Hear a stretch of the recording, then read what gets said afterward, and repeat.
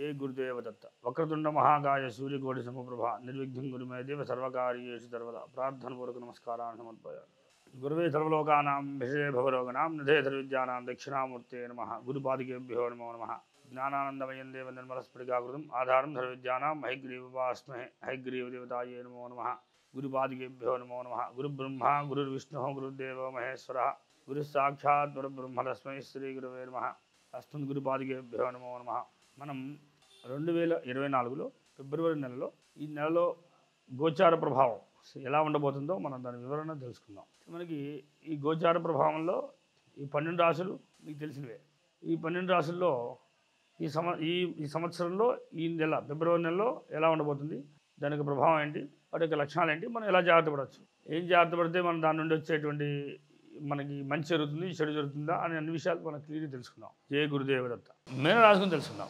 మీనరాశి యొక్క విశేషం ఏంటంటే బుద్ధి స్థిరంగా ఉండకపోవడం, విచిత్ర ఆలోచన కలుగుతుండడం జరుగుతుంది.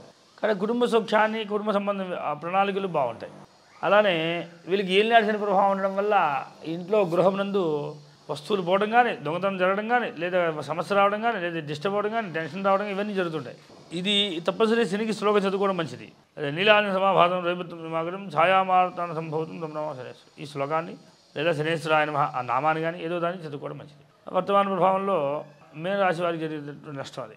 మీనరాశి వారికి ఏలినాటి శని ప్రభావం ఉండడం, వెయ్యిల్లో శని ఉండడము, ప్లస్ అది ఒకటే కాకుండా భార్య పట్ల అనుకూలత లేకపోవడము, సంసార పట్ల అనుకూలత లేకపోవడము, పార్ట్నర్తో అనుకూలత లేకపోవడము, అలానే ఎవరితో సరే మాట్లాడేటప్పుడు శత్రువును కూడా సమానంగా చూడగలుగుతుంటారు. భాగ్యం వచ్చేసరికి మాత్రం మీకు చాలా కష్టపడితే కానీ భాగ్యం రాదు, చాలా ఎంతో శ్రమపడితే కానీ భాగ్యాన్ని పొందలేకపోతుంటారు మీనరాశి వారికి. అయితే వృత్తిపరమైన విషయం మాత్రం వస్తే మాత్రం వృత్తిలో మీకు ఉన్న గౌరవం ఎవరికి రాదన్నమాట. అంత మీరు డెప్త్గా ప్రతి విషయాన్ని అంత జాగ్రత్తగా మీరు రీసెర్చ్ చేసి దాన్ని సక్సెస్ చేయగలుగుతారు. కనుకనే మిమ్మల్ని గౌరవిస్తుంటారు. కంపెనీ మిమ్మల్ని వదులుకోదన్నమాట మీనరాశి వాళ్ళని. మీరే చేయాలి, ఇది మీతో పని అవుతుందని చెప్పి వీళ్ళ ఆలోచన బాగుందని చెప్పి వీళ్ళని హెడ్గా మార్చడం, వీళ్ళు సపోర్ట్ చేయడం చేస్తున్నది.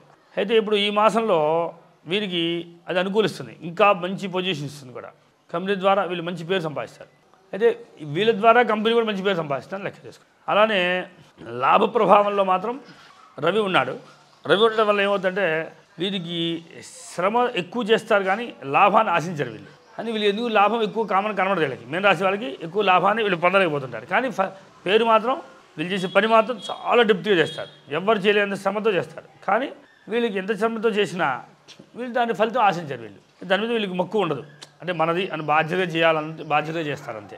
కానీ వర్తమాన ప్రభావంలో మాత్రం కొంచెం ఏలినాటి శని నడవడం వల్ల వీళ్ళకి శని ప్రభావం వచ్చేటువంటి సమస్యలు ఉంటాయి. కనుక దొంగతనాలు, సమస్యలు, గొడవలు, నిద్రపడబోవడము, టెన్షన్ ఎక్కువగా ఉండడము, ఏదైనా ఇబ్బంది కలగడాలు ఇవన్నీ జరుగుతుంటాయి. కనుక ఈ శని ప్రభావం ఉంటుంది కనుక అది కూడా పడకుండా ఉండడానికి మీరు వీలైనంత వరకు శని సంబంధ శ్లోకాలు చదవడమును, రవి సంబంధ శ్లోకాలు చదవడం చేసినట్లయితే ఈ సమస్య నుండి మీరు బయటపడగలుగుతారు. మిగతా అన్ని రకాలుగా బాగుంది. కానీ కొంచెం వృత్తిపర విషయాలు అద్భుతంగా ఉన్నా కుటుంబం మీ పట్ల చాలా కట్టుదిట్టమైన రూల్స్ రెగ్యులేషన్ పెట్టే అవకాశం ఉంటుంది. అయినా సరే గోచారీత్యా ఫిబ్రవరిలో మీకు అనుకూలంగానే ఉంటుంది. కొంత ప్రతికూలంగా ఉన్న అవేం సమస్య కాదు. కనుక మీరు శనికి చదువుకుంటే చాలా మంచిది. అన్ని రకాల సమస్యలు పోగొట్టుకోవాలి. జయ గురుదేవ దత్త.